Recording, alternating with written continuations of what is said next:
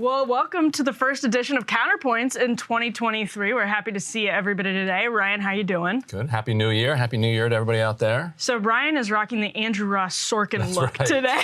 He's totally, if you're watching this, you'll see it's tropical. I think what happened is Sagar went to Tulum, and we decided to set the temperature here to Tulum levels. So that's what we're doing. It's also climate change. It's like 65 degrees or so in Washington, D.C., and so the buildings just don't know how to deal with it. They have 4 seasons that they're prepared for. When winter comes and the climate wants to give you spring or fall, they just blast the heat anyway. And the funny thing is, Ryan called ahead and said, I'm wearing a wool jacket today. Please set the studio to my preferred temperature. Set it super high. No, listen. Actually, it was really hot in here. Yeah. It still is really hot in here. That said, Ryan has reason, whether or not it's hot in the studio, you have reason to be sort of gruff and like an ink-stained wretch today because you were all over Capitol Hill yesterday. Right. Well, it was a lot of fun. And so later in the show, we're going to talk to Matt Taibbi. We've got a lot to get into, but the drama, of course, was on Capitol Hill. Yes. And yeah, so I was in the House Press Gallery for that, watching it unfold, which there was almost more drama in the kind of buildup than in the actual unfolding of it because nothing changed except for one vote. So to back it up, Kevin McCarthy has been eyeing the speakership probably since he was 4 or 5 years old. Like didn't want to be president, just wanted to be Speaker of the House. Mm-hmm. And so the man gets in position, and there's this rump group of right-wing Republicans who are running a kind of Never Kevin type of campaign. His campaign is called Only Kevin. He has given up. It's middle school, basically. Basically, yes, because he's given up He's given up so many different concessions to them that it seems like the only thing left that he could give would be himself. Like they just don't want him at this point. Yeah. They don't trust him. The problem, so they had 3 votes yesterday. He won 203 votes the first time, which is 15 short of the 218 he needed. Second time he won 203 again. The third time he won 202. So now he has 20 opponents.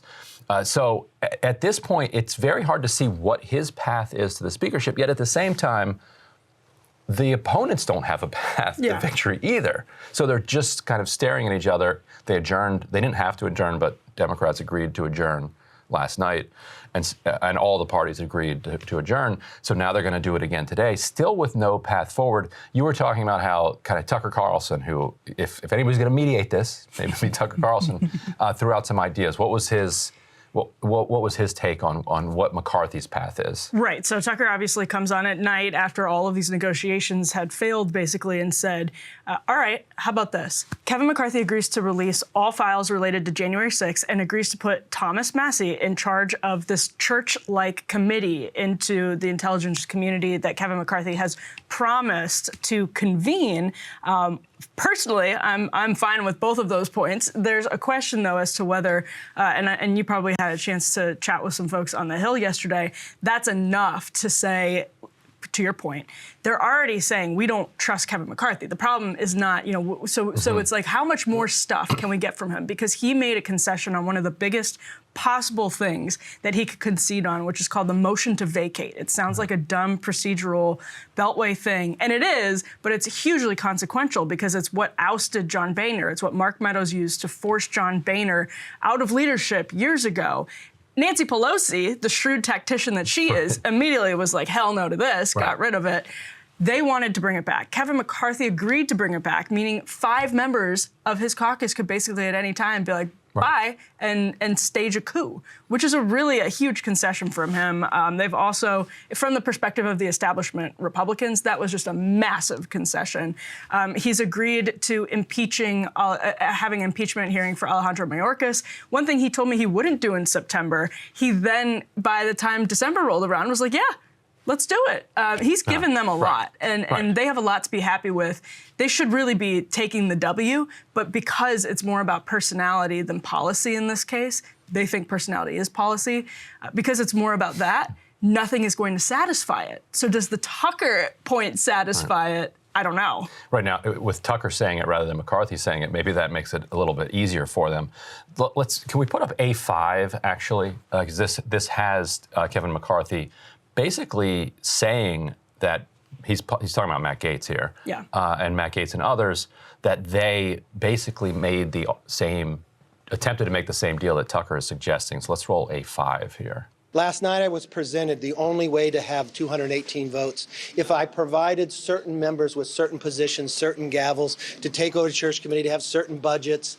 And they even came to the position where one, Matt Gaetz, said, I don't care if we go to plurality and we elect Hakeem Jeffries and it hurts the new frontline members not to get reelected.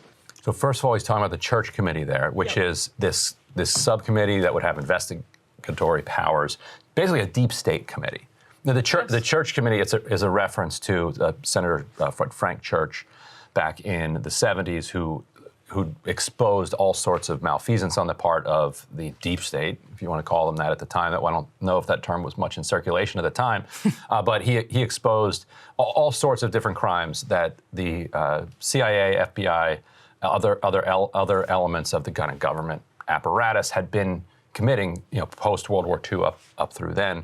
And so there's been this, and it's in the rules. Like if you read the rules package, there is a committee in there for that type of oversight. Look, it sounds like they were making a demand for who would run it. Tucker wants Thomas Massey to run it, right? Yeah, he wants Thomas Massey, and Thomas Massey is a super interesting maverick libertarian. Be great for journalism. It would be fantastic for he was running that. Yeah. I'm all for it. And you know what? They need somebody who's going to basically take no prisoners, and that would be the person that you would think of would be a Thomas Massey, somebody who doesn't care whether he's voting with the party line or not. So I think Tucker's suggestion is not a bad one. But again, the question is, does that move votes when, with a Matt Gaetz, for instance, like, here is your sense that what they're doing right now is trying to take this as far as they possibly can to the point where they have squeezed every last concession out of Kevin McCarthy that they possibly can, and then they'll say, okay, or is it just, we don't care, blow it all up. If Hakeem Jeffries gets in, Hakeem Jeffries gets in. Or here's the third option, it's a combination of everything and nobody really knows what the plan is. I think it's the latter. Yeah. Because, I don't think that they have thought, I don't think they have a 1, 2, 3, 4, 5, here's how we get to exactly where we are. I think it's more of a kind of Trump style approach to it, that we're just going to live to fight another day. Well, we're not going to give in to something we don't want, and then we're going to keep pushing. And if it gets blown up, who cares? And then if it gets blown up, who cares? What did you think? Do you believe that Gaetz did tell him that he's okay with Hakeem Jeffries taking over?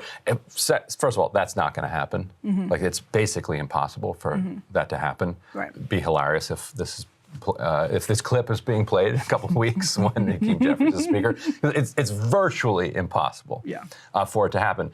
I could see Gaetz saying it as a bluff, like to demonstrate to him how little he cares about whether or not McCarthy survives or not. 100%. And I've said a couple of times on our podcast, Federalist Radio Hour, and maybe he was listening, that all Republicans should just cast, if you really want to do a protest vote, you should just get as many Republicans as possible to vote for Ilhan Omar and just stick it to Dem leadership, Republican leadership at the same time in such a narrowly divided House of Representatives, and just say, screw it. Speaker Omar? Yes, if you're really trying to blow it all up, then do it. But at this point, it's such a muddled strategy. They've gotten so much. They really have gotten so much out of Kevin McCarthy. Kevin McCarthy sort of sees himself as someone who stuck his neck out for Jim Jordan, put him on oversight when a lot of establishment Republicans didn't. He's friendly with Marjorie Taylor Greene, which is in D.C., Republican circles, unheard of, that you would have an establishment, a denizen of the sort of Washington establishment, also be on personally friendly terms with a person of the sort of positioning in the party that Marjorie Taylor Greene holds.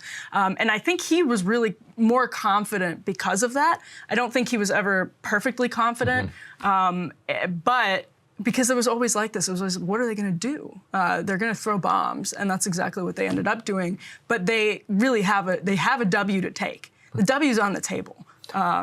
It's there. And if we can put up A2, I'm curious for your take on Trump's role in this entire thing. So somebody called up Donald Trump yesterday and asked him, hey, are you sticking by your endorsement of your Kevin?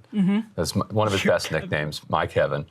And Trump, who is anything if not the least loyal person on the planet, said, you know what, let's see. What do you say? Let's see how it goes. We'll see what happens. We'll see how it all works out. Yeah.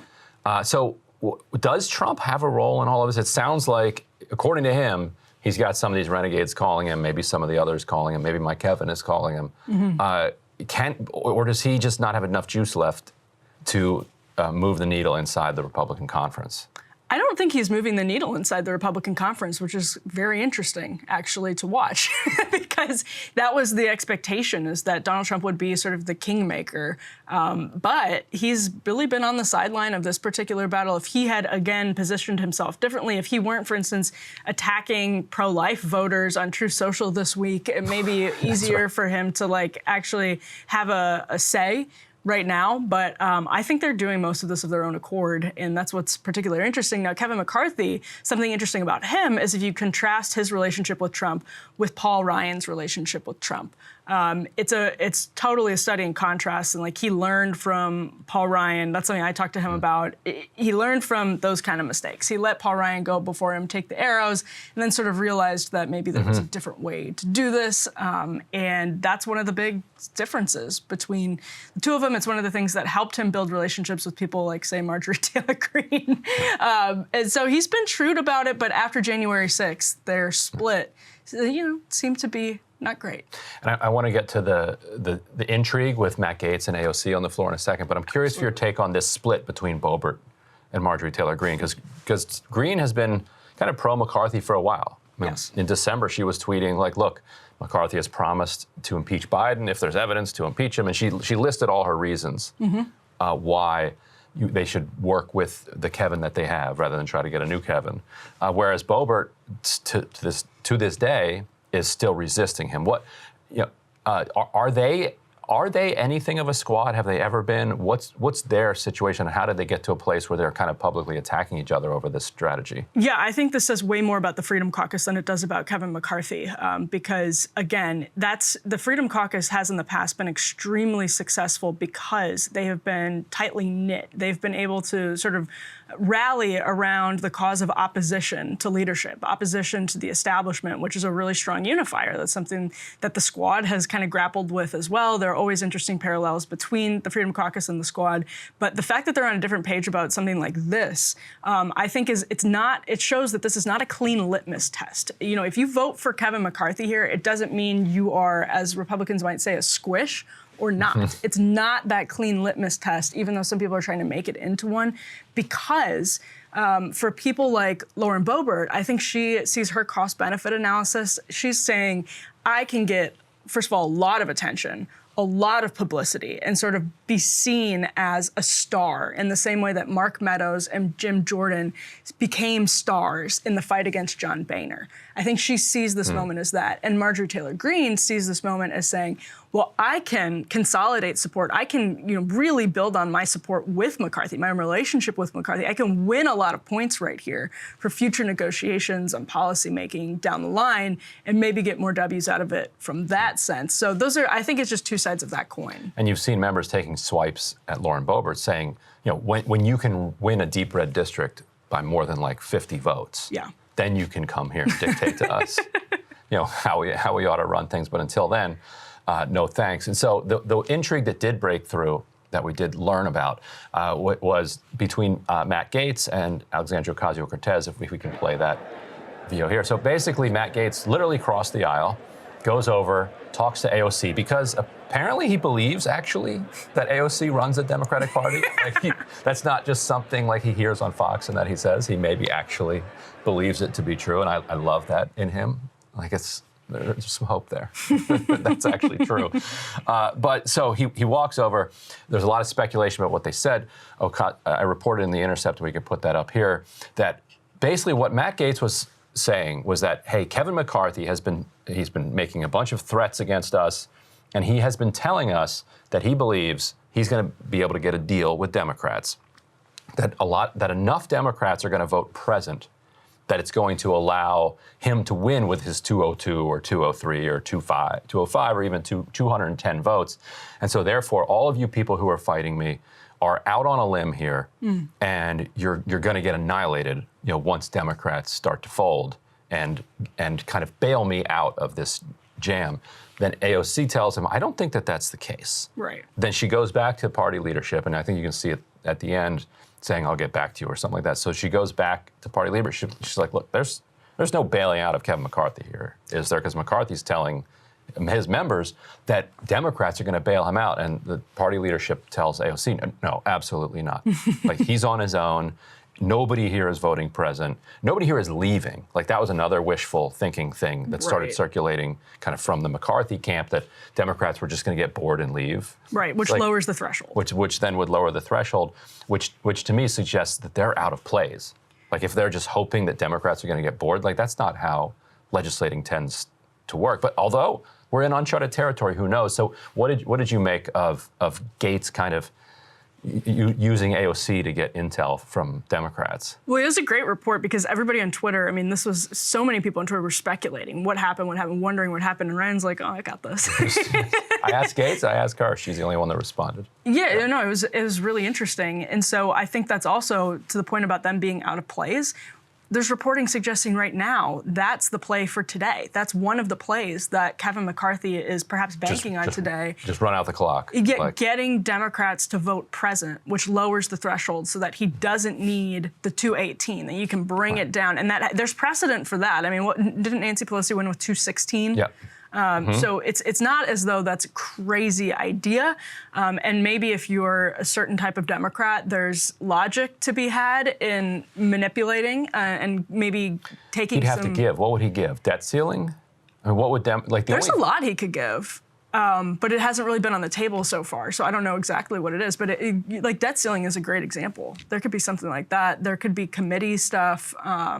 There's all kinds of stuff potentially out there. But then it screws up his calculus because he can't give away something that he gave to a Republican in order to win their vote. Yeah, exactly. So good luck. Good luck. Oh boy, we'll be watching this all day. Yeah, it's a pickle. I mean, quite like it is actually a pickle. You've got a runner between second and third, and the ball is going back and forth. So we'll be paying attention. Ryan, you heading back to the Hill today? Yes. Yeah. Wouldn't miss it. Jacket?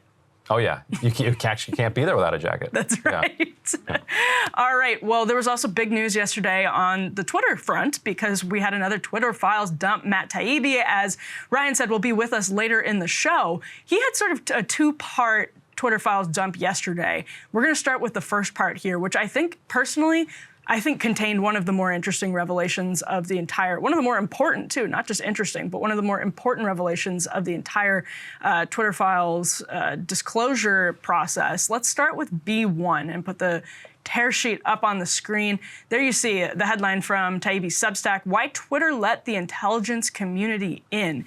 We can then go over here to B3 because Taibbi posted this Twitter thread in addition to his Substack, an incredible long thread basically showing the push and pull between our government, between the FBI, and all of them going back and forth, and the media trying to figure out where the pressure points are inside of Twitter. Basically, you have reporters, you have the government pushing Twitter to find Russian bots where there aren't Russian bots. And so Taibbi has these Twitter threads where has this thread where you have emails from inside Twitter showing, hey, the government has just sent us all of these accounts that they're saying are bots.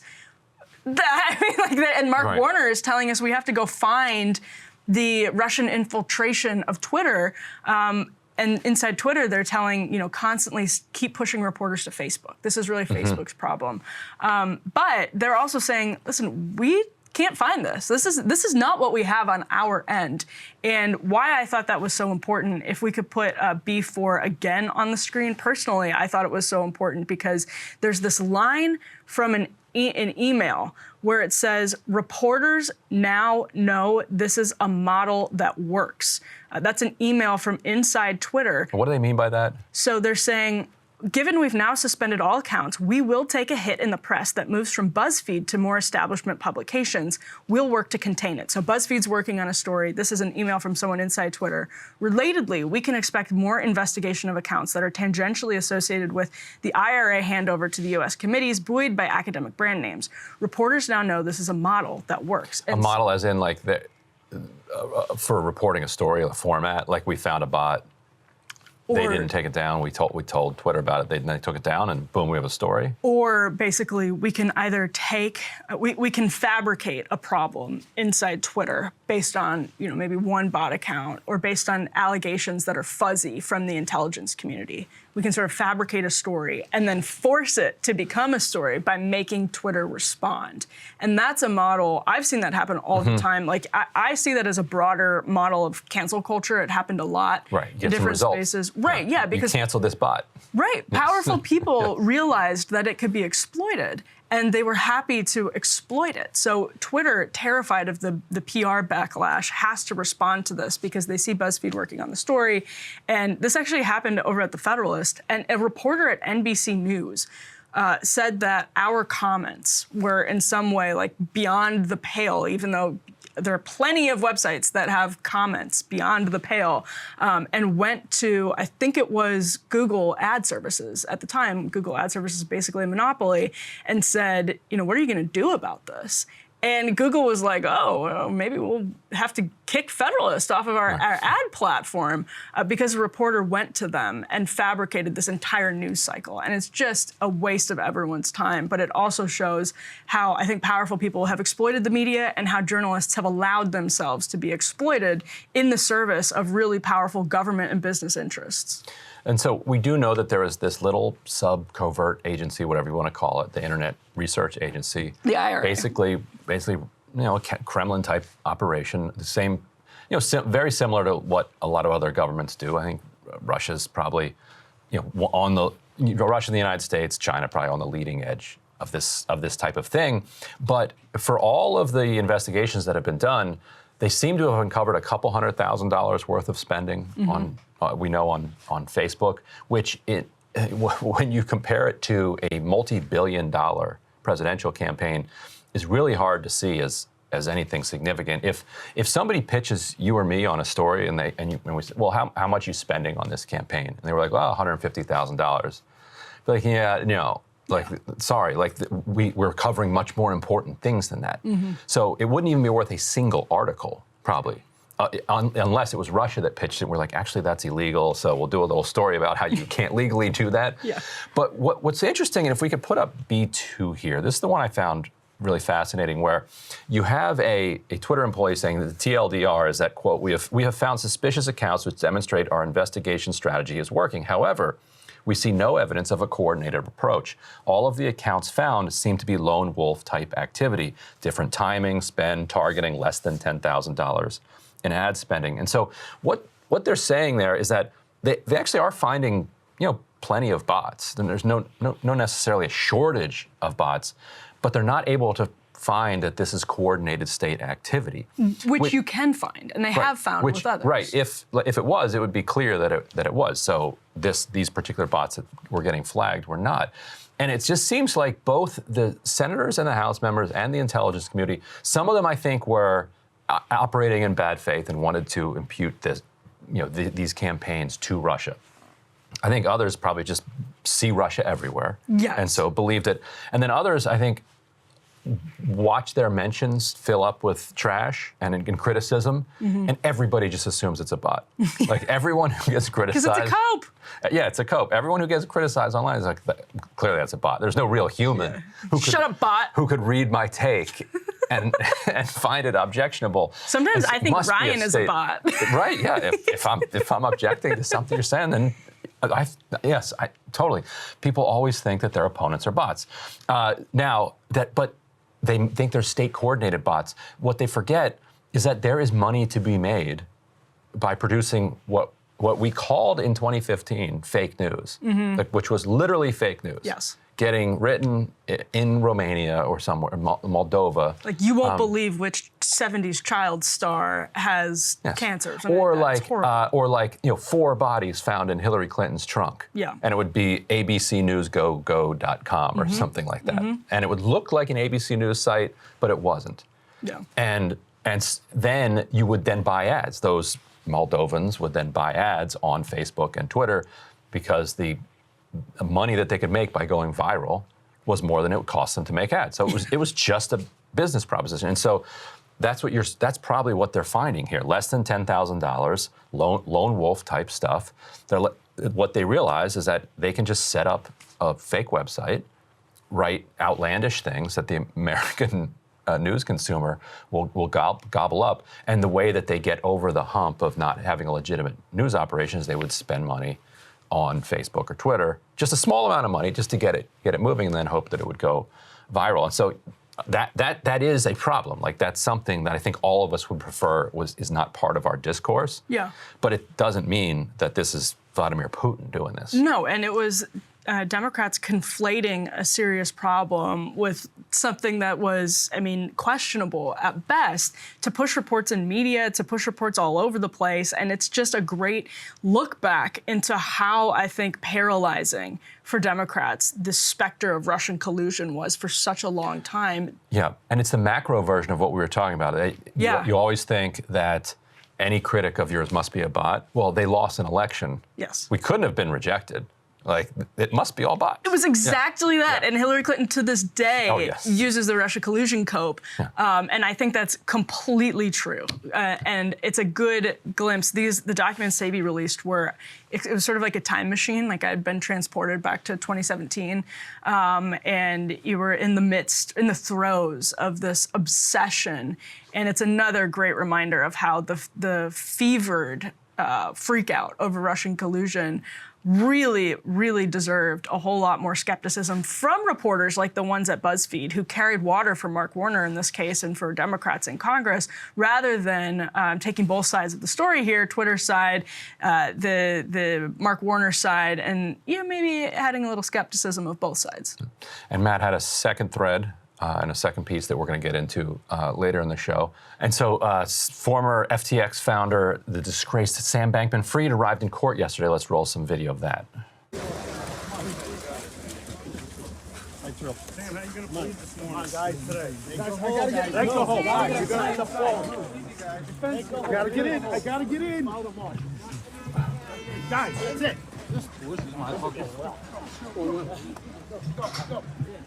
Well, he had the courtesy of wearing a jacket, Ryan. He did wear a jacket and a backpack. I'm doing Sagar's work today. I love the news cliche of disgraced, though.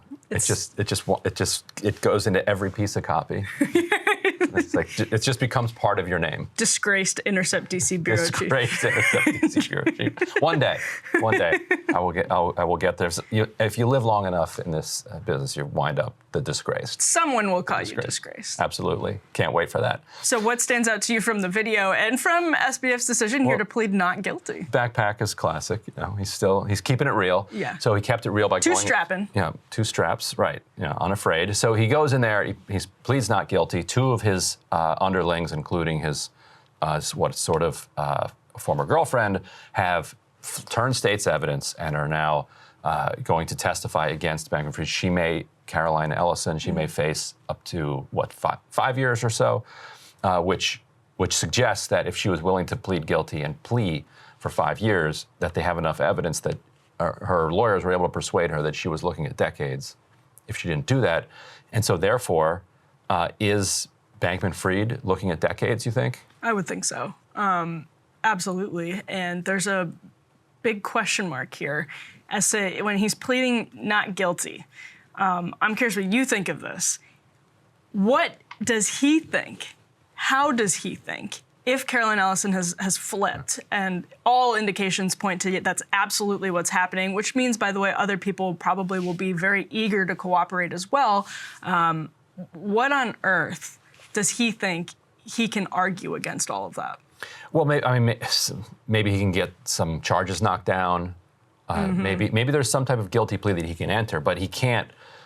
You can't just enter a guilty plea right off the bat without any deal being offered. Because what do you have to lose at that point? Yeah. You might as well take it to trial and see if you can. So you don't think he's going to do this to the bitter end? You think this is part of a give and take, possibly? It's hard to tell, because this guy, there was this reporting that Michael Lewis was at his house while he was out on bail, talking about what they're going to do with the film, and probably doing some more interviews about what was it like getting indicted, and filing for bankruptcy. Because Michael Lewis, author of The Great Short, or The Big Short. It was great. And a ton of incredible books. He started out with Liar's Poker. He was a trader back in the 1980s, and then ends up writing about Lehman, which then ends up fueling the financial crisis in 2007, 2008 with the very mortgage-backed securities that he wrote about in Liar's Poker, which is an incredible book. And that's before you get the Moneyball, Blindside. He's just had this run of just incredible, both luck and talent. And the luck lands again, where he spent the last 6 months or year or whatever with FTX. Like he was able to see a good story. I don't think he knew it was crumbling. Right. I don't think he knew it was going to be this good, but he knew it was going to be good. And so for Sam Bankman-Fried to basically have carried on as if nothing has really changed, DMing with reporters, doing Twitter spaces, doing interviews, just hanging out and being a dude. Incriminating himself. Incriminating himself constantly. And that's what I don't understand about this. So the two possibilities here, give and take possibility. You know, this is part of a way to sort of negotiate with law enforcement, or he rides this out to the bitter end. I'm curious as to whether he's actually going to ride this out to the bitter end, precisely because of what you just said, the hubris that he has in sort of chatting with reporters, incriminating himself, doing interviews, looking so casual and relaxed about the whole thing. I don't know. I mean, I think maybe he thinks he can muddy the waters, hire really good lawyers, and I believe he has one of Ghislaine Maxwell's defense attorneys. There you go.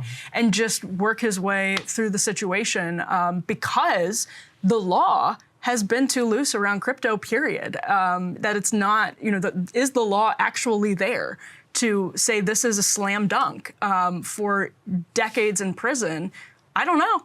Right. I have heard some experts who will say that, look, there are so few rules around crypto that they're going to have to get him on ticky-tack stuff, like Al Capone style, tax evasion stuff. Like, in other words, there's going to be a ton of wire fraud, which is just... There's always... It's a crime that everybody's committing all the time. Your favorite Real Housewife, Teresa Giudice. That's right. That was one of the charges that they hit her with, and they hit her with the kind of the pencil whipping your mortgage thing, where you're like, oh yeah, my house, like, which Trump does all the time, which is like, you're going to a bank for a loan. What's your place worth? That house is worth $800,000, but it's worth like $600,000. Yeah.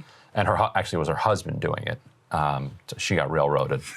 He also got railroaded. They deported the guy. It's so ridiculous. He lives in the Bahamas now, not with FTX, but... Is he in the Bahamas? I thought he was in Italy for a while. He was. And then he went to the Bahamas? You have not been keeping I have not. Yeah. The Joe Giudice Chronicles. Well, can we put C2 up on the screen? Because this adds a wrinkle to the conversation from a sort of 30,000-foot perspective that I found really interesting. This is a column from John Tamney over in Real Clear Markets, who wrote, "The Sam Bankman-Fried collapse is a paradoxical sign of progress." Now, Tamney is super libertarian, and he's writing, and he references one of his own columns from June 2021 that said in the headline, "We'll know crypto is for real when its coins start collapsing." John is a writer that I respect because he's totally consistent on his libertarianism. It's not like you're not sort of like just trying to piece together an ideology from what's happening in the news. As you can see from the fact he wrote that in June of 2021, it's been consistent. What do you think about that take? That I've heard it increasingly from crypto quarters as well over the last couple of weeks, and since the FTX stuff started to come into full bloom, is that basically these are the growing pains that suggest crypto is here to stay. What is here to stay is what I would ask. Like, what is crypto? What is it? Post gold standard. What is money? Right. If crypto is money, then it's done. Then it's done for, because it's not money, and it's not circulating in the way that money is.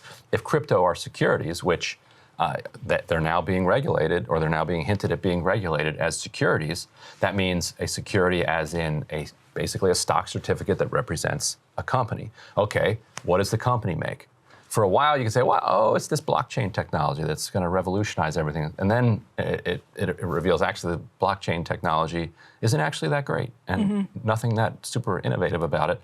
And it doesn't scale. And so it's very hard to see how that is a product that this stock certificate is related to. So then what is it? And as Bankman-Fried described it, it is somebody's belief that it is worth something. And as long as that belief maintains, then it continues to be worth something. And as long as you can continue to attract people in with advertising and with offers of 9% interest rate, then people's belief can stay in that. But what Bankman-Fried was doing was describing a pyramid scheme, that as long as money keeps coming in, then you can keep putting some money out without actually producing any product. And so I haven't seen anybody in the crypto space argue for what the kind of use case is for it that would justify the valuation of it if it's not money. And it's so far it is not money, and I don't see any evidence that it's going to tip over into money. And so I think that it's a little bit too convenient to say that, well, the collapse and the failure of this project shows that some of it is going to work. That's not enough. Like, you have to show, okay, fine, you're getting rid of the scoundrels, but what is it about the ones that are still there?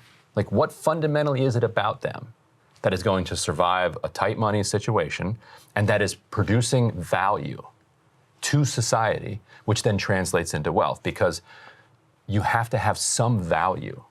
Yeah. Otherwise, it's just a pyramid scheme. And John's argument hinges on that because he compares this specifically. He says history is repeating itself. He compares it to cars. He says in the early parts of the 20th century, thousands of car makers or would-be car makers were matched with capital. Just about every single company created failed. Fast forward to the end of the 20th century, something similar happened with the internet.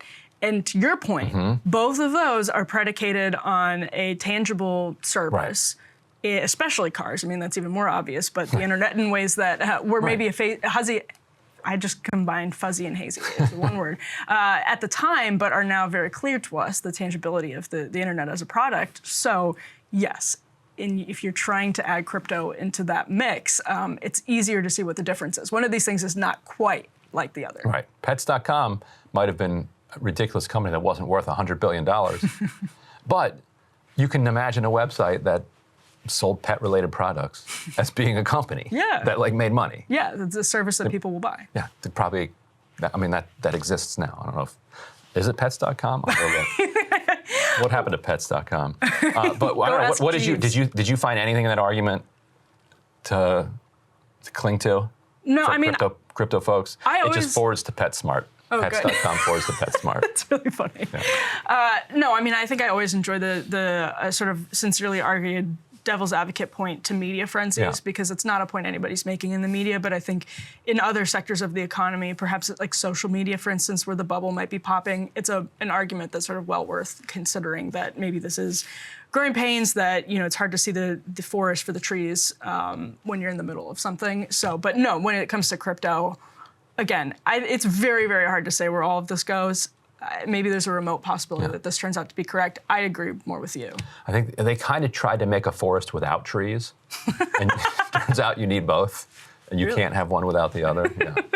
That would be my take. We're moving on now to the tragedy out of Idaho that continues to develop as we learn more about the 28-year-old suspect, Brian Kohberger, who was arrested at his parents' home in Pennsylvania after he drove miles and miles, thousands of miles, with his father across the country from where he committed the crime, allegedly, to then Pennsylvania. And that Cartwright country, Stroudsburg. Oh, yeah, that's right. It's a district that Ryan has paid very close attention to. The white Hyundai Elantra that police had told everybody to be out on the lookout for. This is an interesting part of the puzzle. We've learned now that he was pulled over twice by Indiana police while he was driving from Washington, where he lived very close to Moscow, Idaho, on his way to Pennsylvania with his father. His dad flew out to Washington. We're sort of piecing this puzzle together. But that white Hyundai Elantra that police said, D2, let's roll D2. Police said to be on the lookout for this white Hyundai Elantra. They said they didn't know the license plate from it because they had footage of the car going sideways in the vicinity of the house where the murders happened.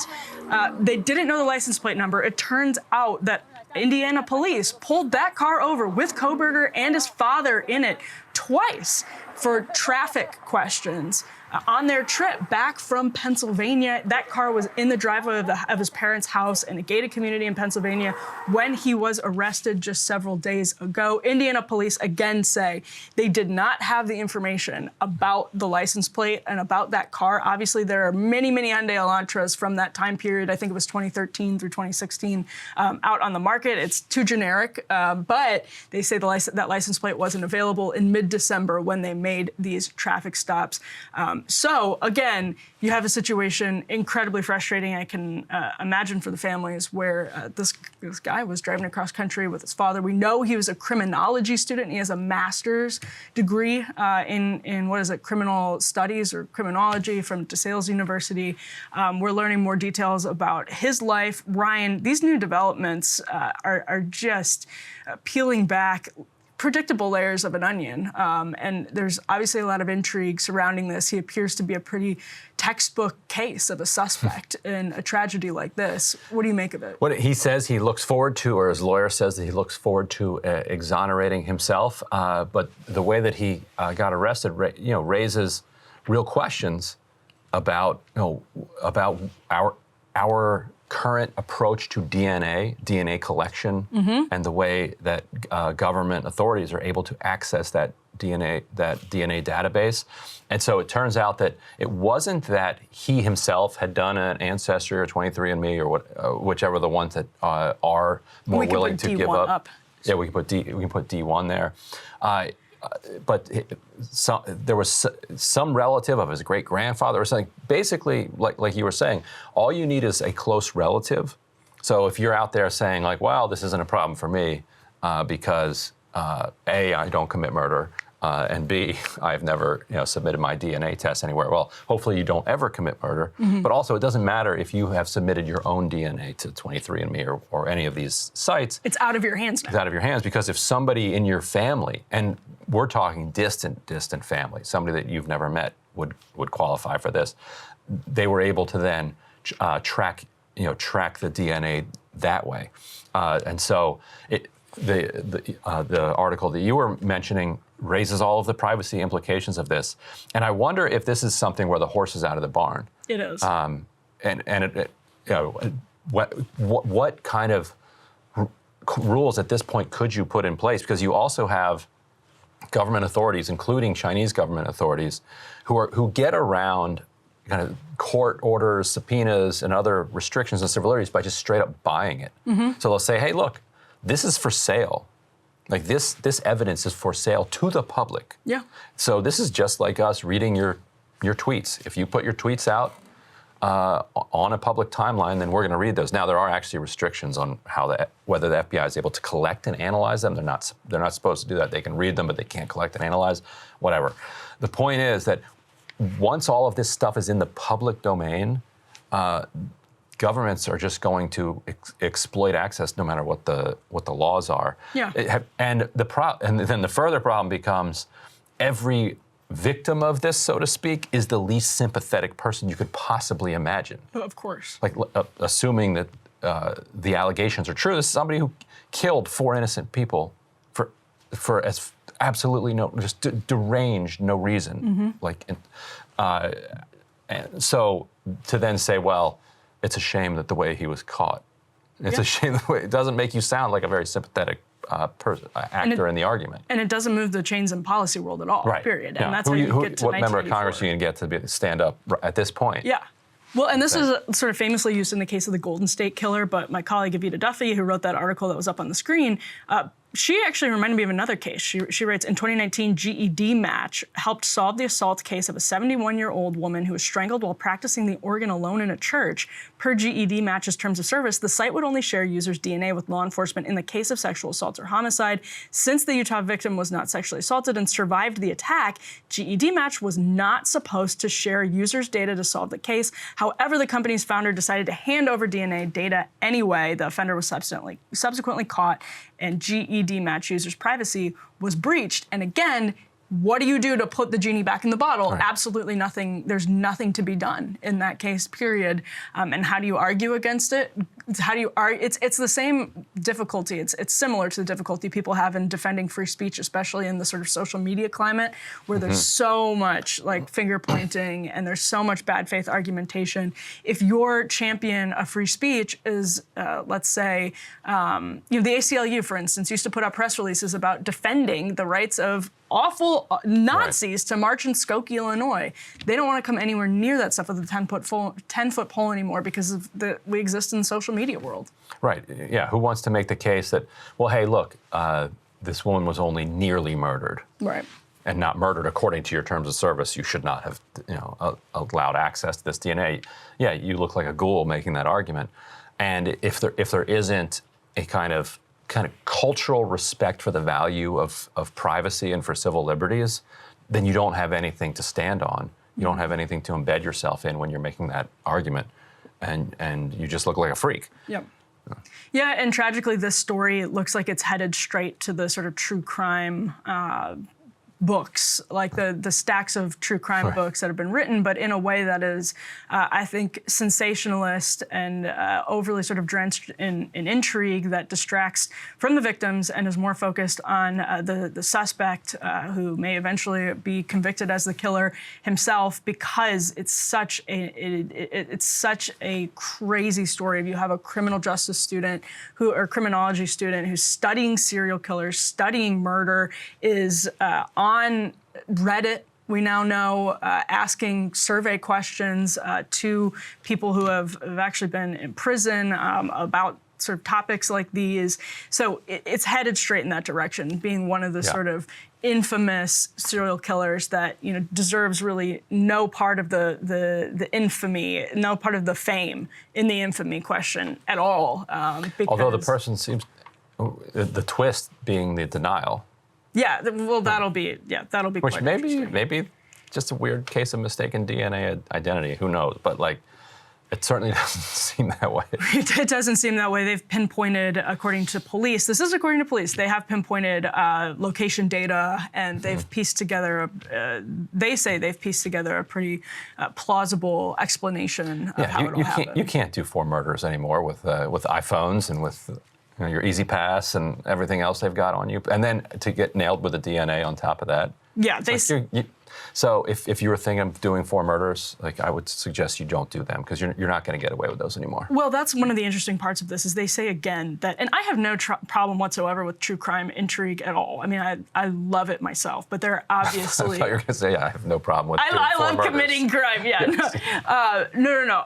I love all the true crime series. I have zero problem with that, but obviously I have a problem with the times that it's so sensationalist, and we've seen a lot of that in the coverage, from the New York Post and the Daily Mail and others who have some really good reporting, but the way they frame it, I think, is unfortunate sometimes. But that is one of the interesting cases here. Cops say they have location data of him pinging really close to the victims through a long period of time. So he was perhaps following them.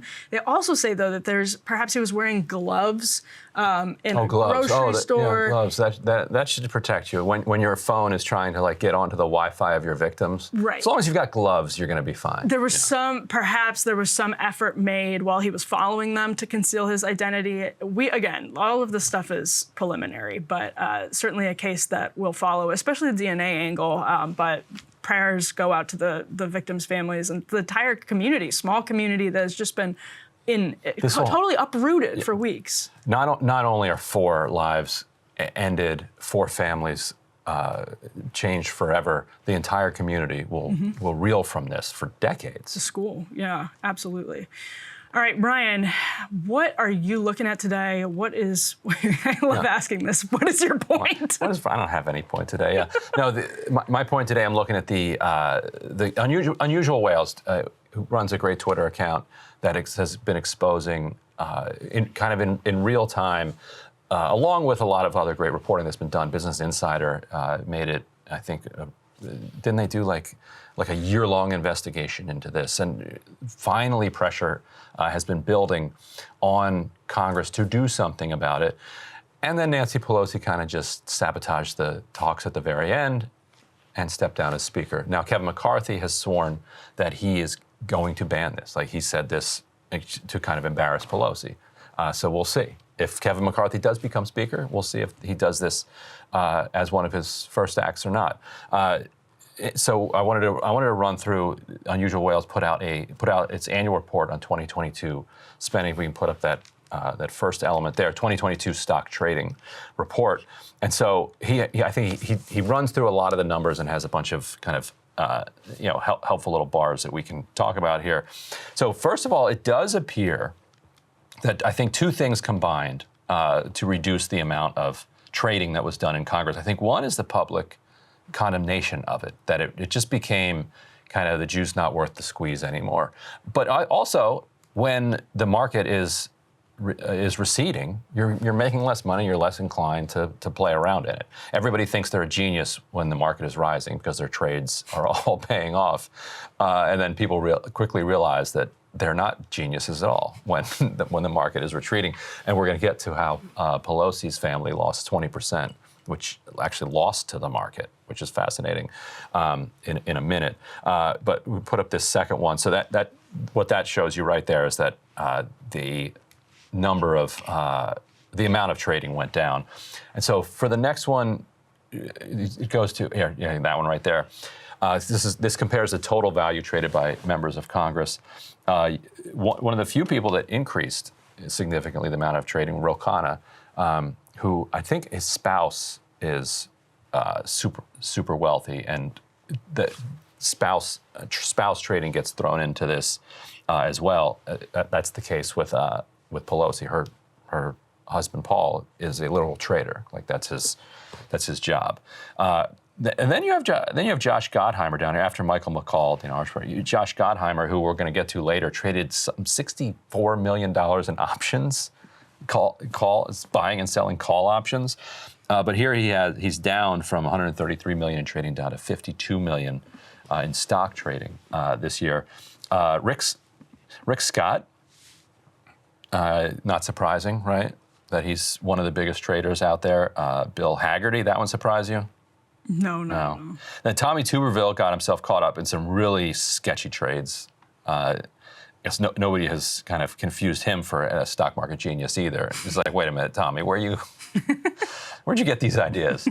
And then Richard Blumenthal, Connecticut, which is like the land of the traders. Mm-hmm. And so wouldn't be surprising that Richard Blumenthal also would be like, Richard, where'd you hear that? Yeah. On the flight back to Hartford? On the train, yeah. The train, like. And he has also done a bunch of good reporting on the relationship between the amount of lobbying that's done and then the amount of trading that's done. So if you're lobbied by a particular industry, you're more likely to trade stocks of that industry. And you can imagine how that's happening. So somebody's coming in, they're telling you what they want to do on this, what they want on this particular bill. And then they're also saying, hey, and by the way, it would be really great for us because, one of our drugs is about to be approved for phase 3 FDA. And this is why that's important for us to have this particular type of regulatory relief. And the member of Congress is like, what'd you say again about that phase 3? When's that news hitting? Oh, October 15th, sir. Just happy to share this information with you. And then boom, October 13th, you see this member of Congress buys a bunch of stock, and you know that they were lobbying. You don't know what happened, but you can put two and two together. So you can't prove it. You can only prove it when you get whose phone did they bug? Like they actually caught some people. Like actually, Chris Cox. No, not in New York. New York congressman who actually got him on the phone. Anyway. And they also always say it's in a blind trust. Oh, it's in blind trust. I couldn't see it. I was just talking about it. And so let's put the one that says top 10 stocks bought by House reps in 2022. I thought this one was interesting too. Look at Tesla. Democrats, of the $6 million worth of Tesla's stock purchased, almost all of it was by Democrats. First of all, they took a bath on that. right? I mean, that $6 million is now worth about $1 million or $2 million, depending on when they bought it. We'll see what happens next year. Yes. So it looks like Republicans were smart not to be buying Tesla in 2022. You also see the same partisan divide here with Apple and Disney and Google and NVDA. I don't even know what that one is. So what did you think of that Tesla breakdown? How funny is that? It's also, really it could just be the problem, and he makes this point. It could just be Pelosi or like Ro Khanna. Like in a bunch of his stats, he just pulled Pelosi out. It's like she ruins all the data because she trades so much, or her husband trades so much. So what is the breakdown? You mentioned the Gottheimer breakdown. What is interesting about his trading? Because Tesla, to me, is a good reminder that, like, Elon Musk, especially with Tesla, has been trying to do this sort of public-private partnership thing for years, where he has been very heavily subsidized, and Teslas are very heavily subsidized. They're only at the price point they are because of, like, very heavy subsidies from Democrats that have been so interested in this transition to renewables and green energy, and that's why they've always been generally very supportive of Tesla. And it wasn't a toxic stock, it wasn't a toxic company to be in the mix with at all until Elon Musk started flirting with buying Twitter, basically. Which, again, then Tesla stock has gone down over the course of the year. But what's the deal with Gottheimer? So yeah, put the next one up. This is options contracts traded in Congress. And you see Pelosi, as expected, this is like her husband's a trader. He's going to be trading options. But Josh Gottheimer, so $64 million in call options in 2021, $23 million in call options in 2022. Just an extraordinary amount of options trading. Now, Gottheimer represents a lot of the bankers, because the bankers, a lot of them live in northern New Jersey, which he represents. The report points out that a lot of his options trading was done in Microsoft, and he used to work for Microsoft under Mark Penn. If you remember, they did that Mark Penn was leading their kind of anti-Google and also like this very kind of cutthroat DC operation that they were running for a while, and Gottheimer was a part of that. So to be trading, tens of millions of dollars worth of options, a lot of them related to a company that you used to work for, be an executive in, while serving in Congress, representing probably as many stockbrokers and other bankers as Richard Blumenthal represents in Connecticut, it is just a real kind of thumb in the face of the American public, it feels like. Yeah, and this is all happening thumb in the eye. Yeah, maybe thumb in the eye. This is all happening post Stock Act, all caps Stock Act, which was something. Which is why we know about the trading. And yeah, that's true. And it was something that Pelosi sort of championed, but it's a good example of like reluctantly championed. Reluctantly, yes. But then eventually, like, she's talked about it since it's passed and says, oh, we've got it on the books. But this is the point: is that there's no shame. And one of the interesting things from the recent Pelosi documentary that her daughter Alexandra did is how frequently Paul Pelosi is in the room during those phone calls.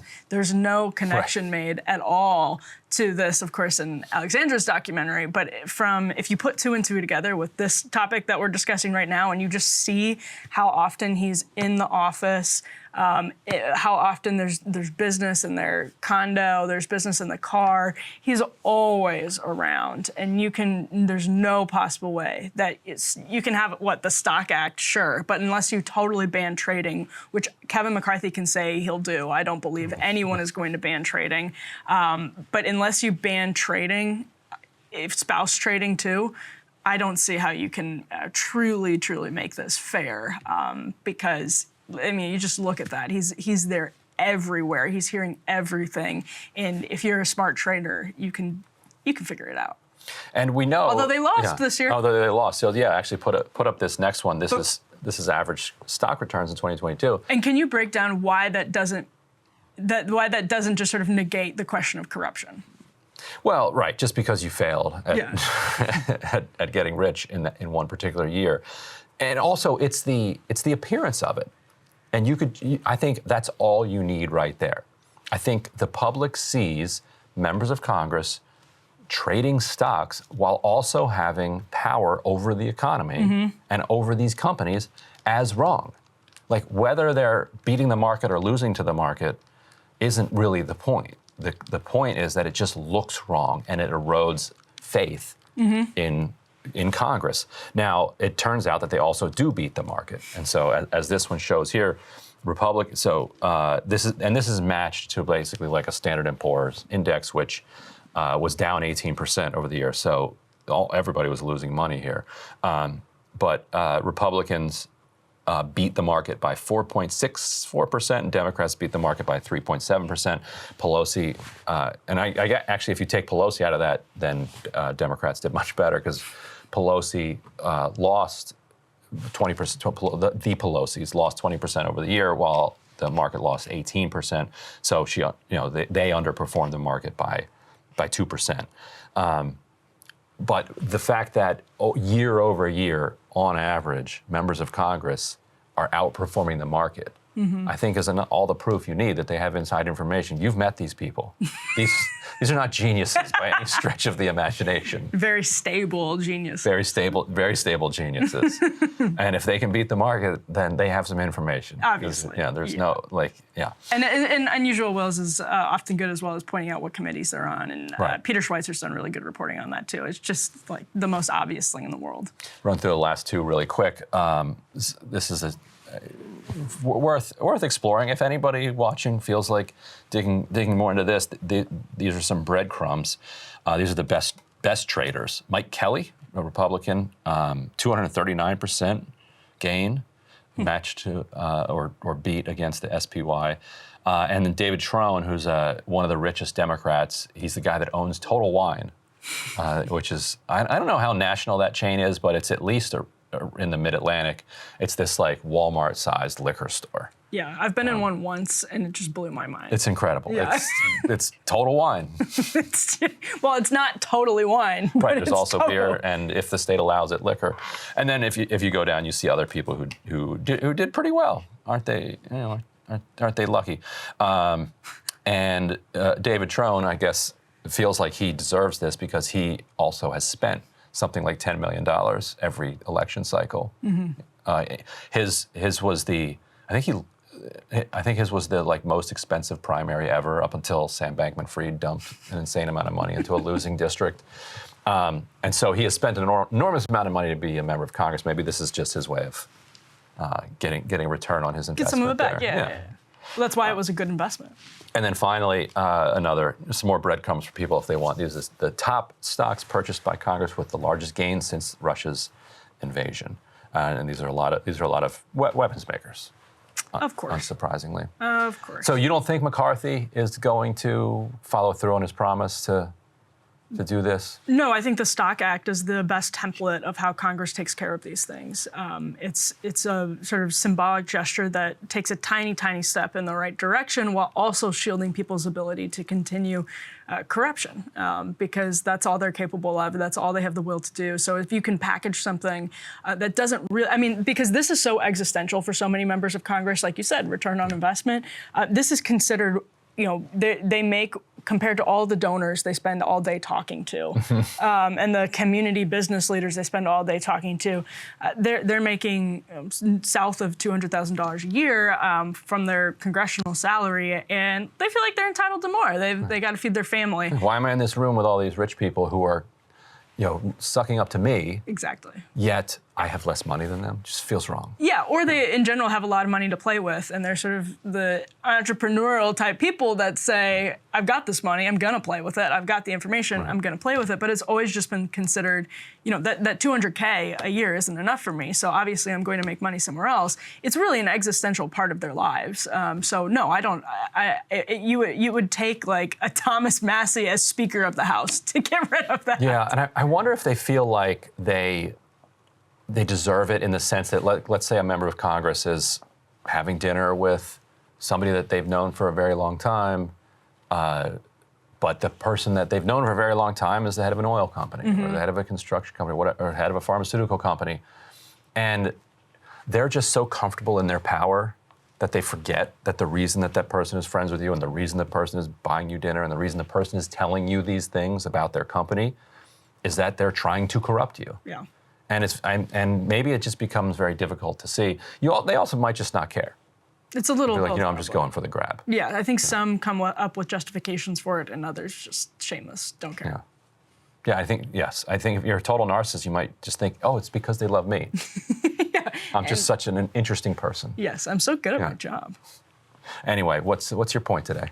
Well, Crystal actually talked yesterday about a Wall Street Journal article in which corporate bosses vented their frustrations about workers. You can see that up on the screen. Now, the New Yorker, they published a much better take on so-called quiet quitting. That was courtesy of Cal Newport, who wrote that the trend is, quote, the first step of a younger generation taking their turn in developing a more nuanced understanding of the role of work in their lives.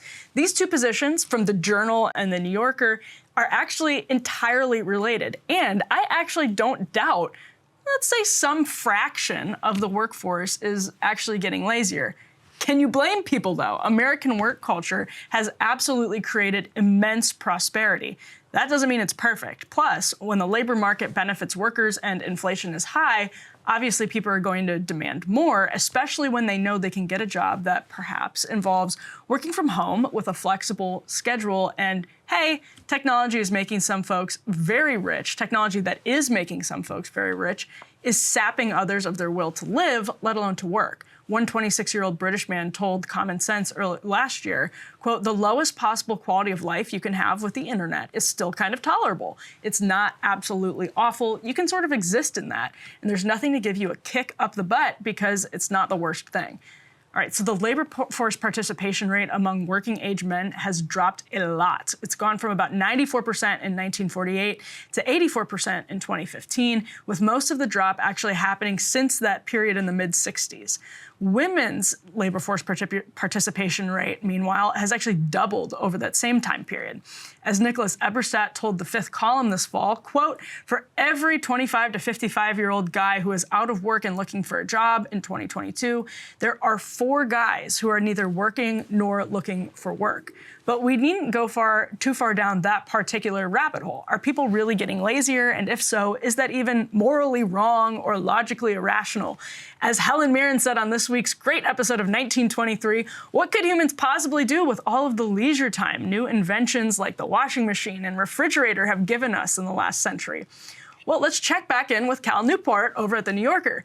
It's hard to find references to the phrase, follow your passion in the context of career advice until the 1990s, at which point the adage explodes into common usage, Newport wrote. This passion-centric perspective attempted to thread the needle between the extremes that the boomers had experienced. Get a job, they told their kids, but make it one you love. Seek self-actualization, but also care about making your mortgage payments.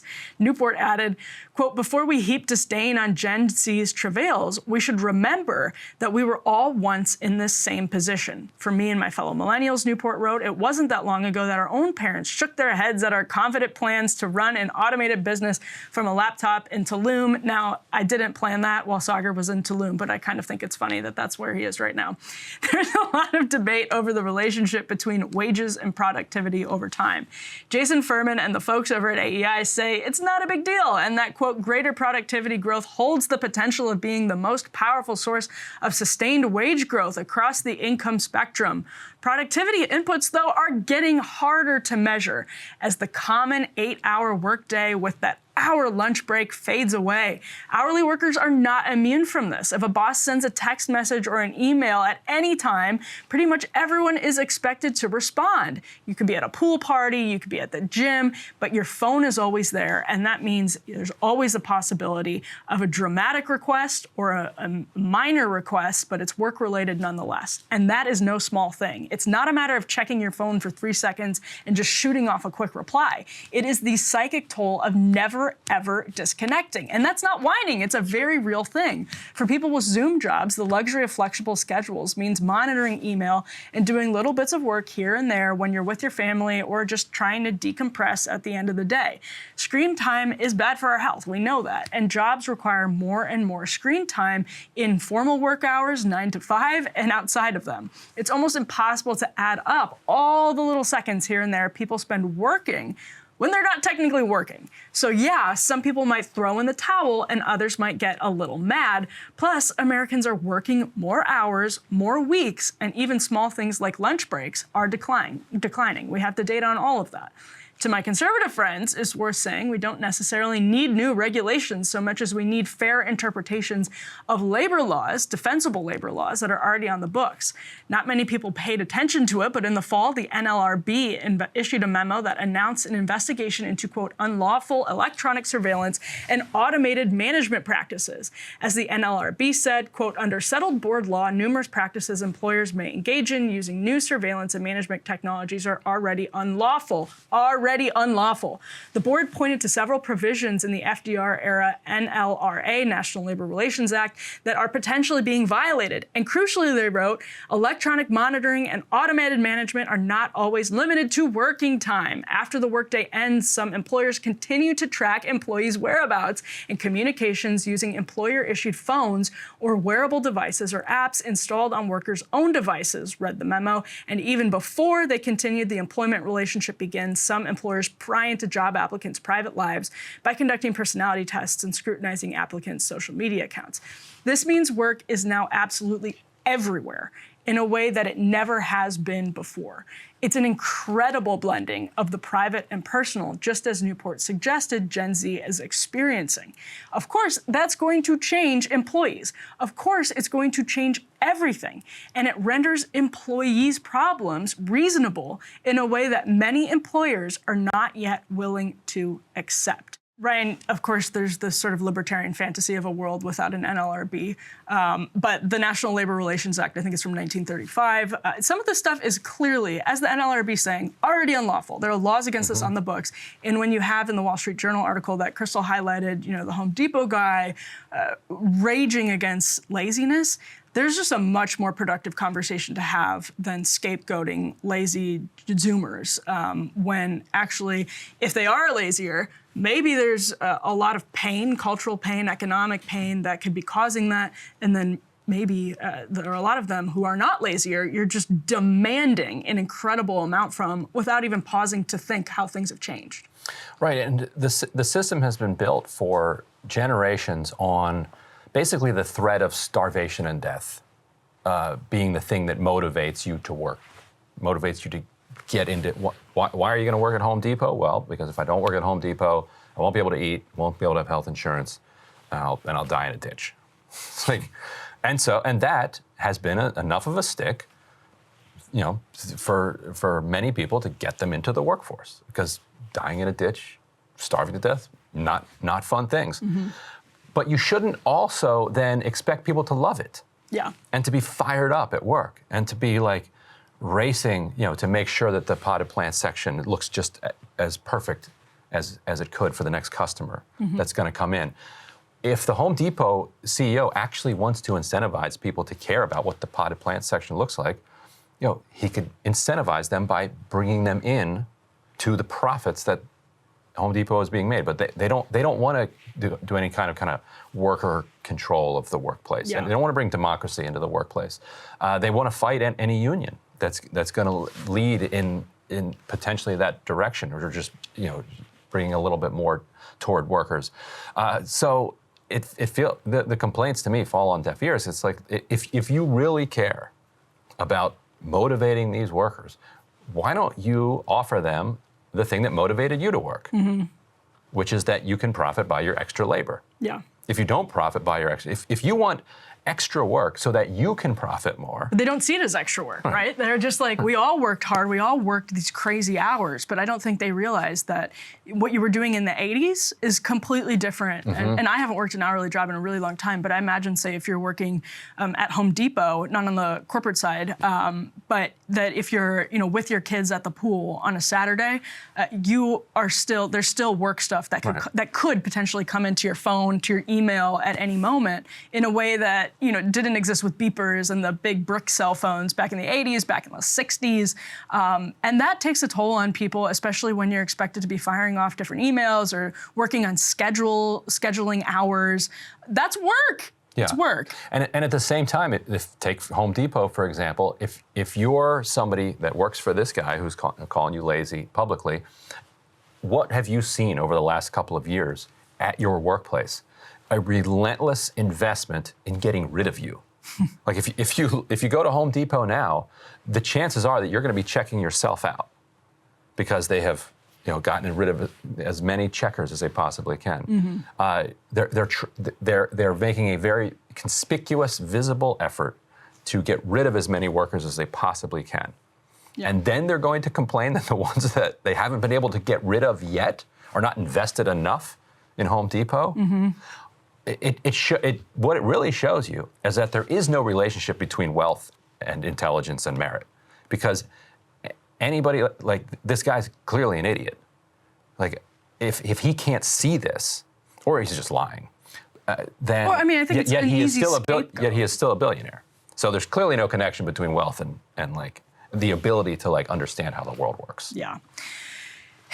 Sad state of affairs when the sort of greed is good ethos that the right pledged greed is good, but to. only for certain people. Everybody else, you get this hourly wage no matter what. And why aren't you working harder? Yeah. You be greedy. I mean, we can get into more of this, but we'll leave it. And the reason, right? It's a tight labor market. It's a tight labor market, and you're demanding which more. means that people can get a better job. Yeah, that's right, of course, and they're going to. And people lived off of stimulus money for a while too, because it was better than what you were offering them, which was abject misery. And by the way, not fair.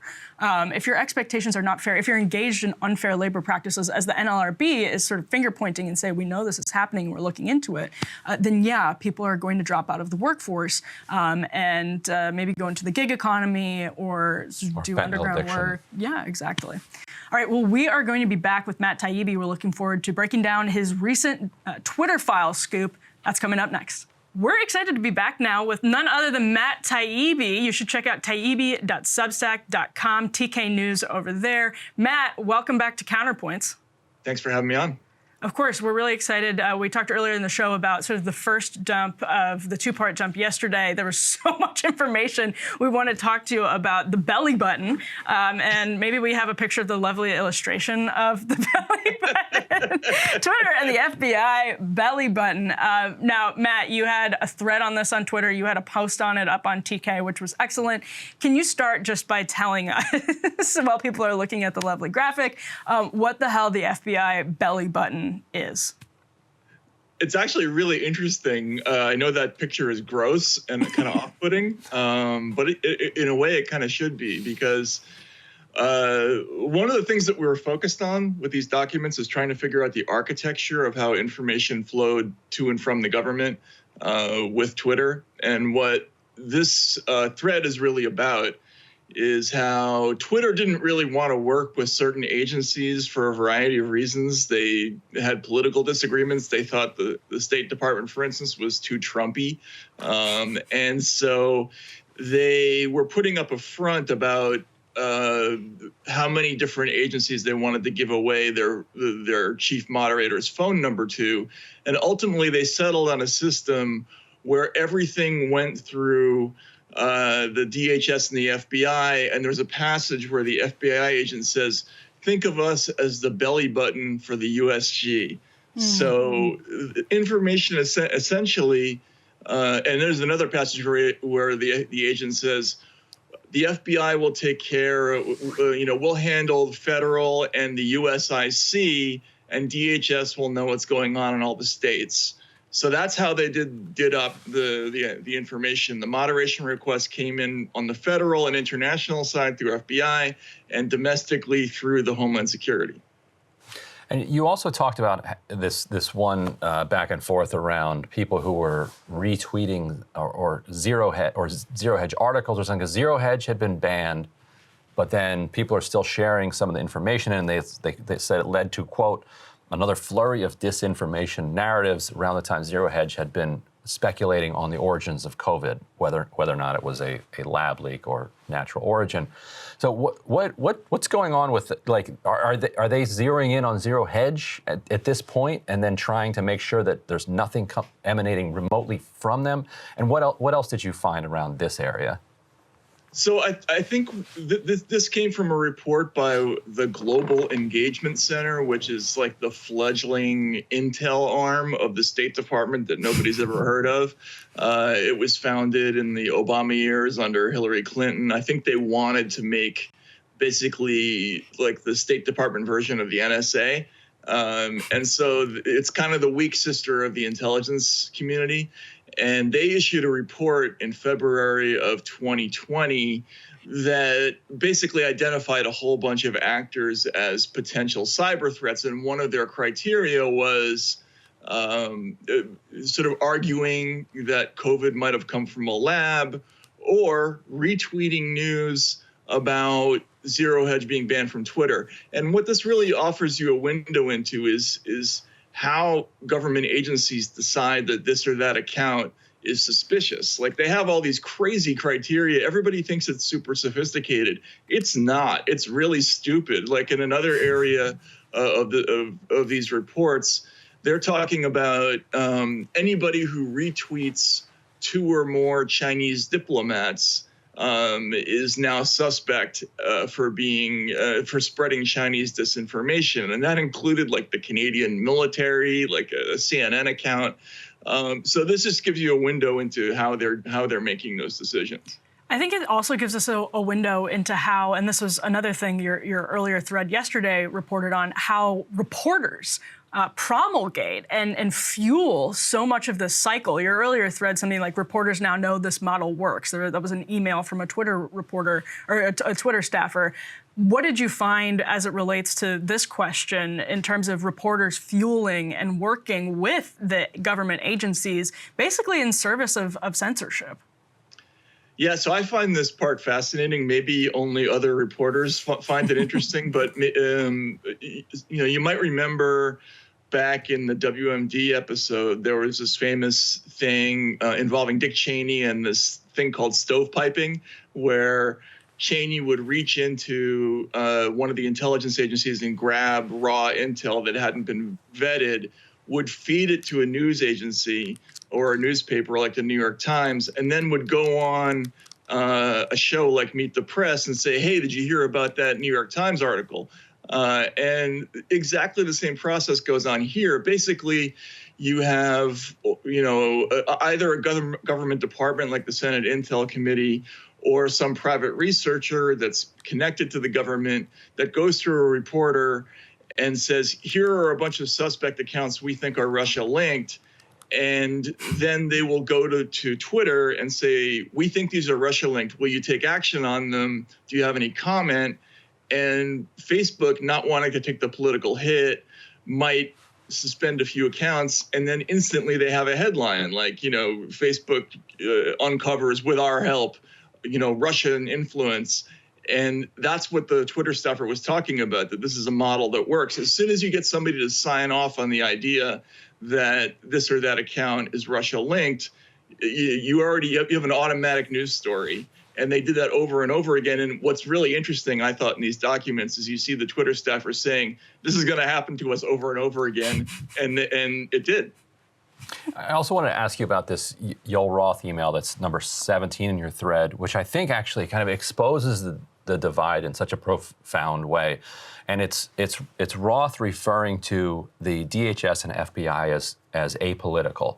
And he puts generally in parentheses to acknowledge that, okay, maybe there's a tiny bit of politics going on with DHS and FBI, but it's an internal email. I feel like when he's writing this, I think he means it.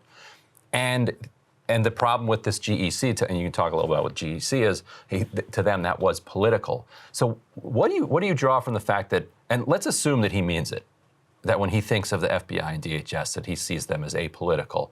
What does that tell you about how Twitter was relating to those organizations, those government agencies?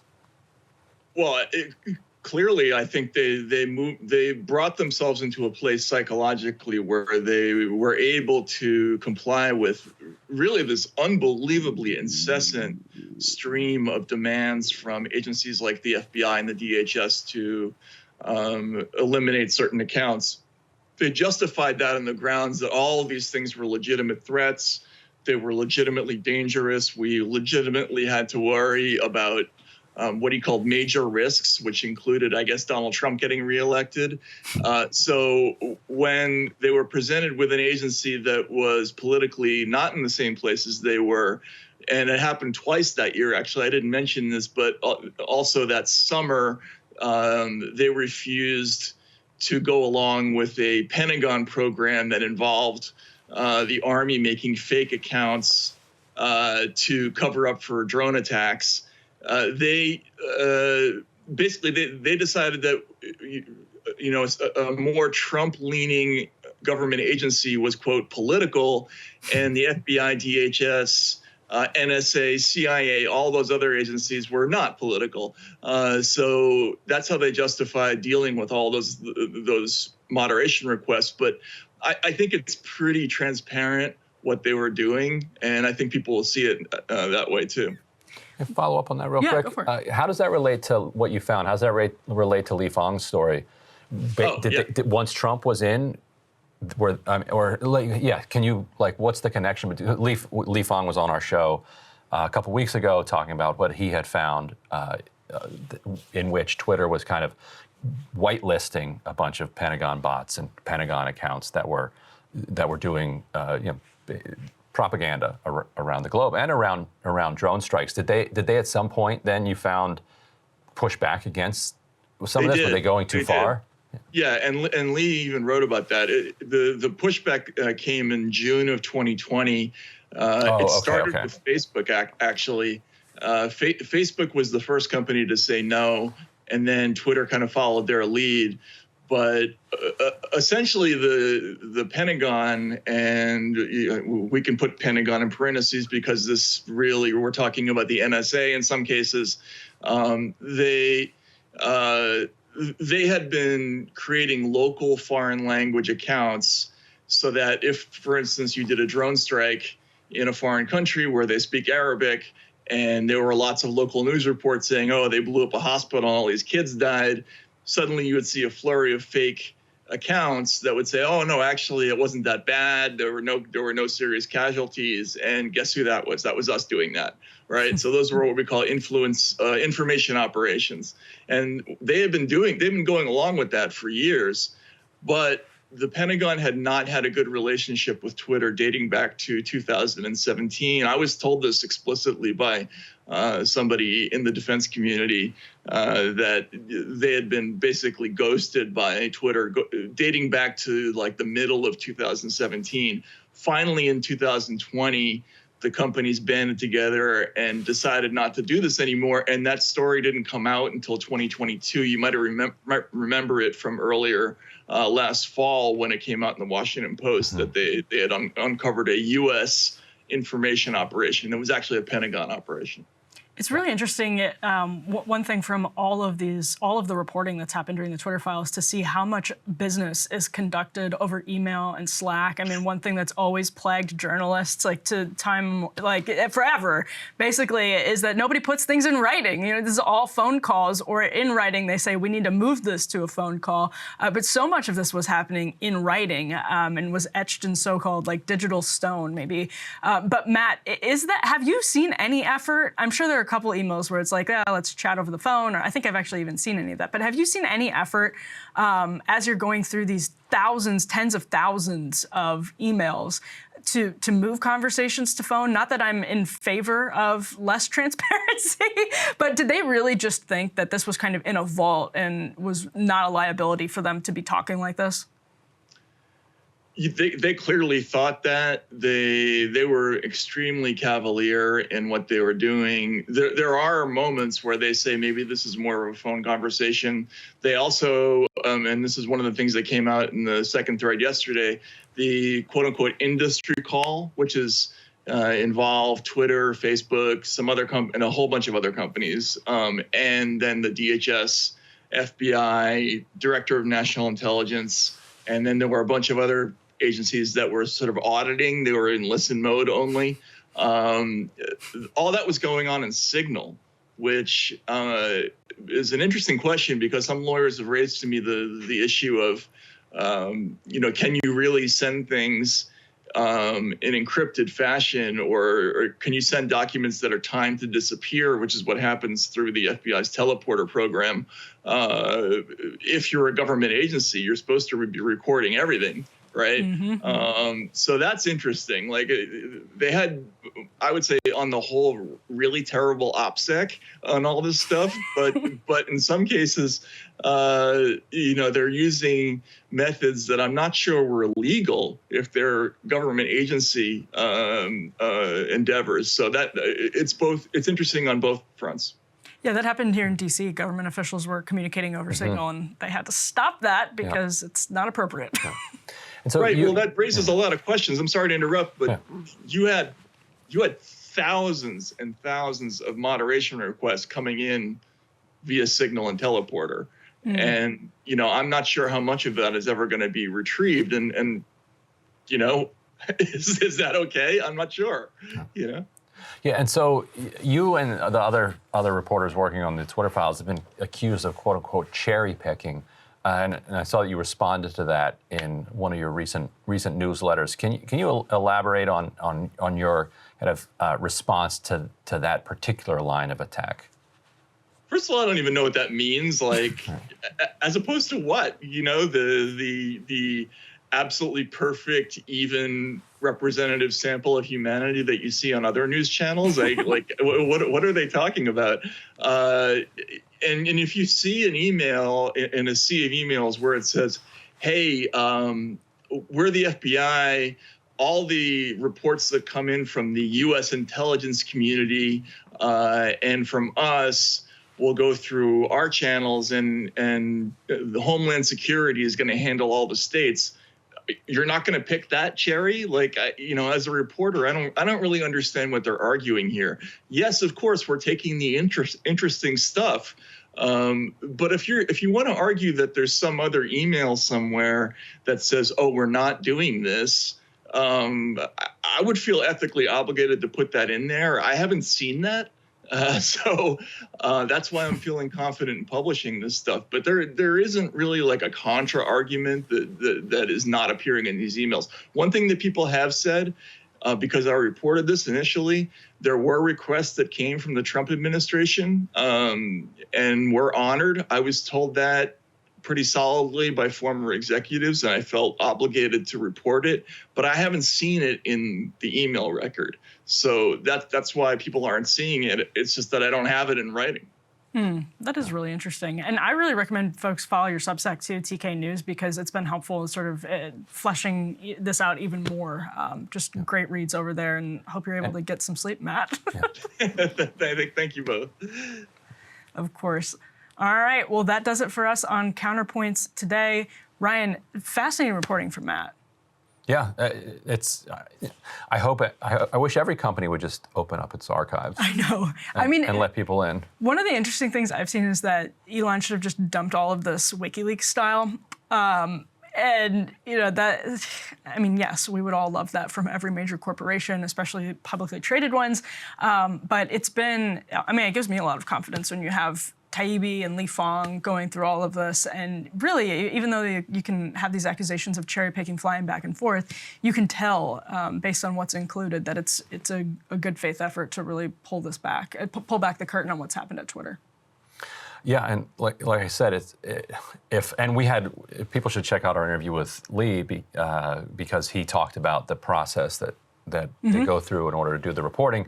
Basically, there's a Twitter lawyer who is designated to work with the reporters, and the reporters then Lee would or Matt would send a request like, I would like everything that matches the keyword of this, and then it comes back from the attorney, so it's not the ideal process. There's no.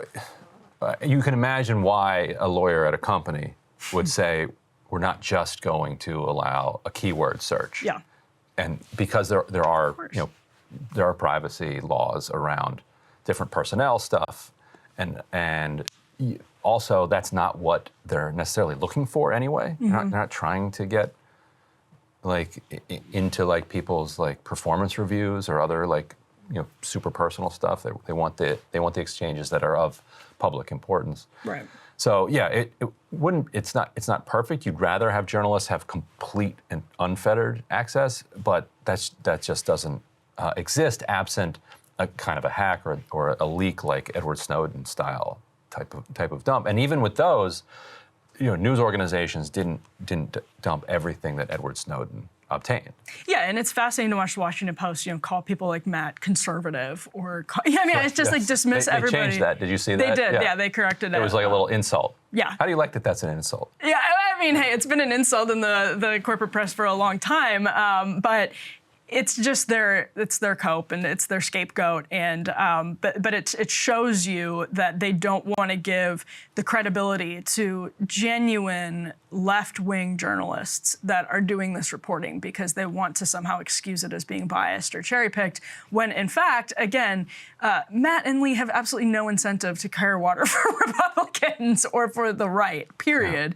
Yeah. But it's easy to just sort of offhand do the sort of, they're just carrying water for the right thing. It's not reality, but that's the good news here is that lots of people now can see pretty clearly what was happening on the inside.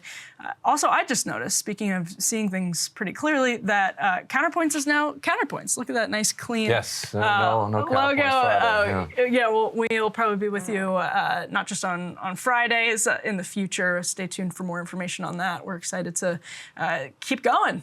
Yep, and so that does it for Counterpoints Wednesday. Now everybody can head on over to C-SPAN where you can binge that for the next day. They're about to start the fourth vote for Speaker, which will probably go about as well as the last did, but we'll see. Stay tuned. It's going to get interesting. See you soon.